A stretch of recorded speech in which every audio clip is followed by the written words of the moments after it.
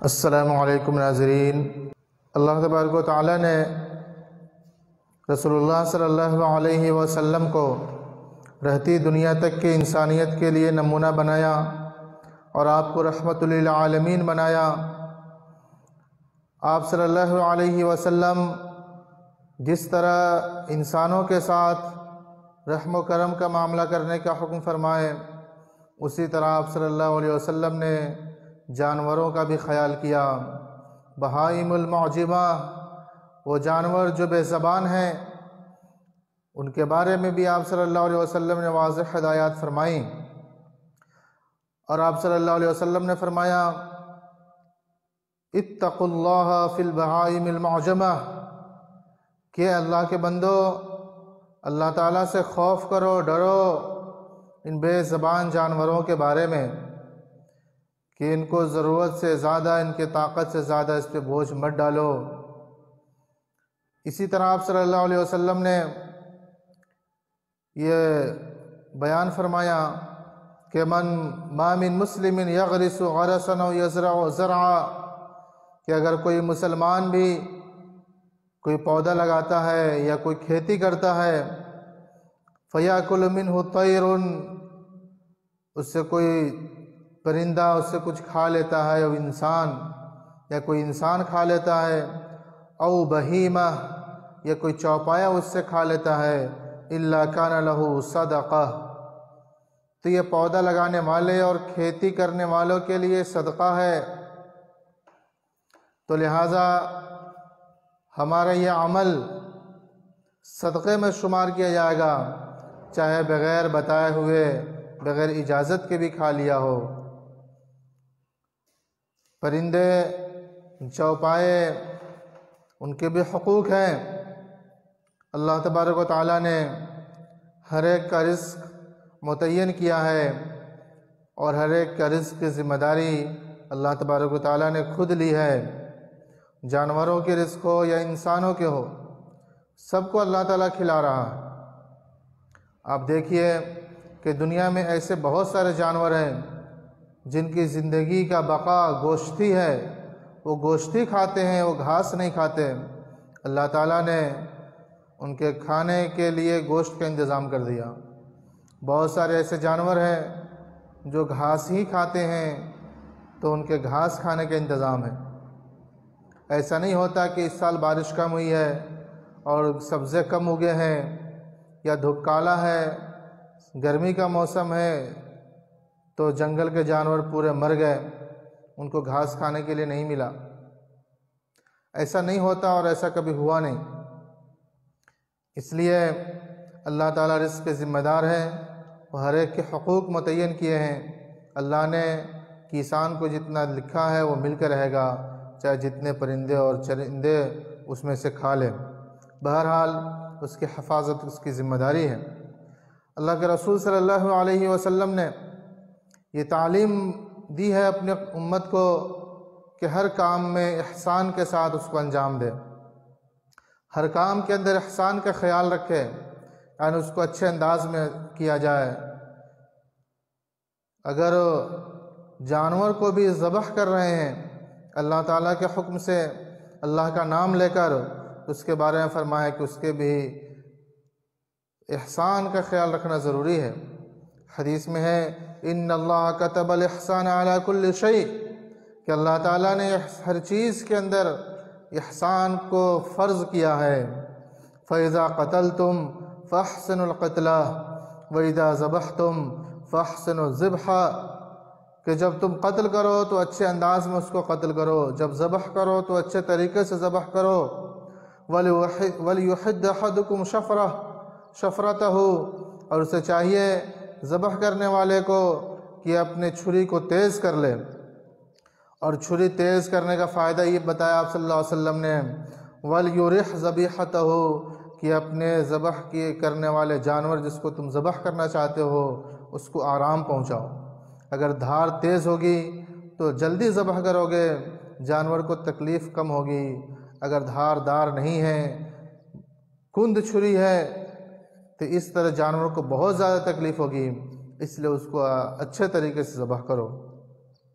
آپ صلی اللہ علیہ وسلم نے بغیر ضرورت کے کسی جانور کو تکلیف دینے سے منع فرمایا، اور آپ نے منع فرمایا کہ کوئی جانور کو نشانہ پہ لگائے۔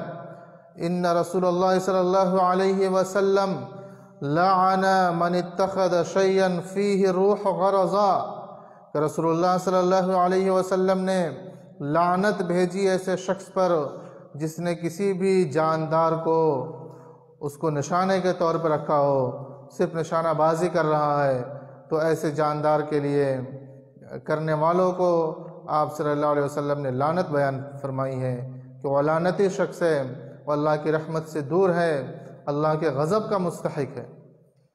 یہاں تک کہ آپ صلی اللہ علیہ وسلم کا ارشاد ہے، نہا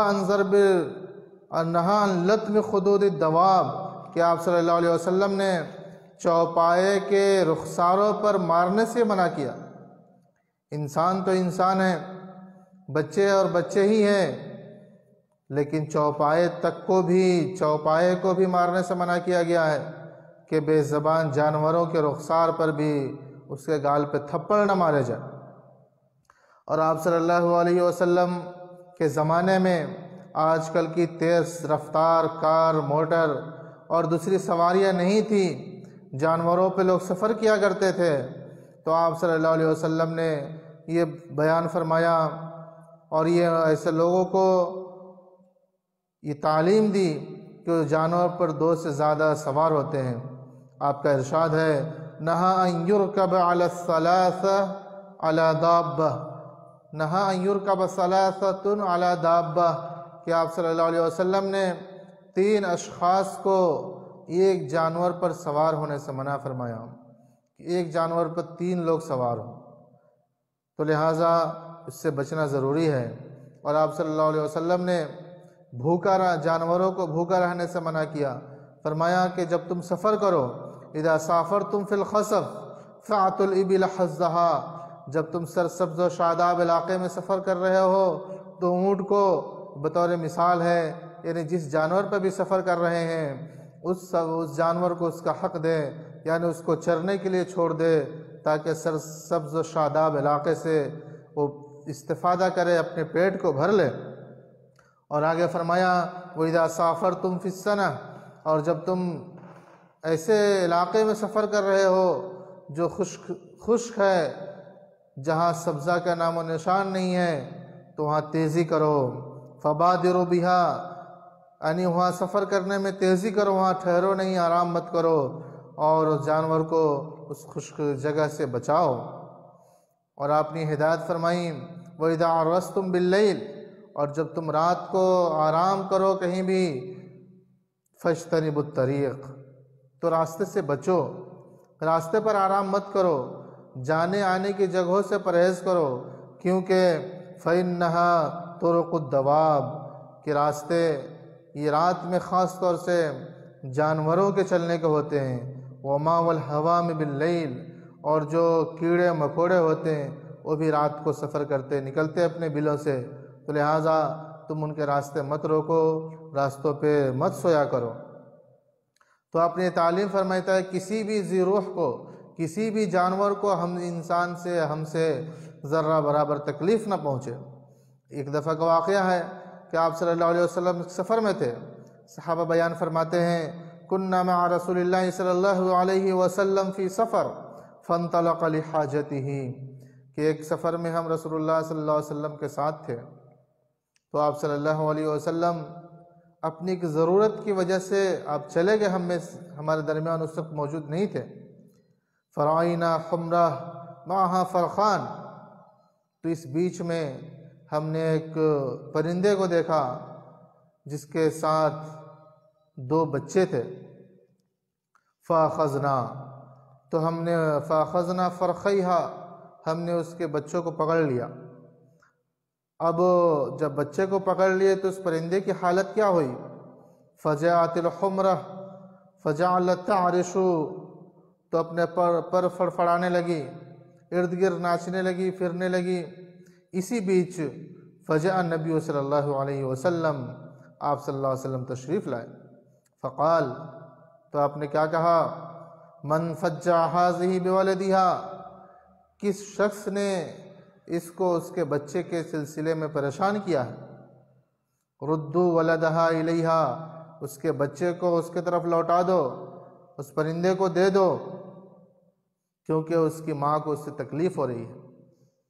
تو بے زبان جانور پرندے کو بھی آپ نے تکلیف دینے سے منع فرمایا.